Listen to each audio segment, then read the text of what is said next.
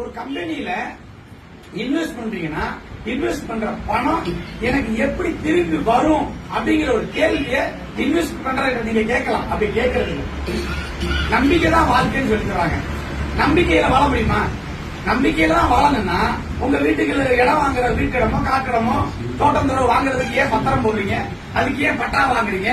அதுக்கு ஏன் வில்லங்கம் பாக்குறீங்க? 10 வருஷம் 20 வருஷம் எதுக்கு வில்லங்கம் பாக்குறீங்க? நீங்க யோசிச்சு பாருங்க.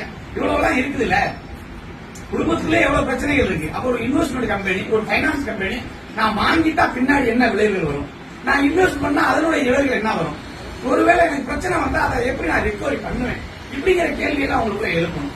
அதுக்கு முன்னுதாரணமா இருக்கிற கம்பெனி தான் நாகர்கோவில் கம்பெனி. வழிகாட்டியா இருப்போம். எப்படி நாங்க ஏமாறவும் மாட்டோம், பிறரை ஏமாற்றவும் மாட்டோம். இதுதான் நாங்க அடுத்த தலைமுறைக்கு எடுத்துக்காட்டா இருக்கிறது.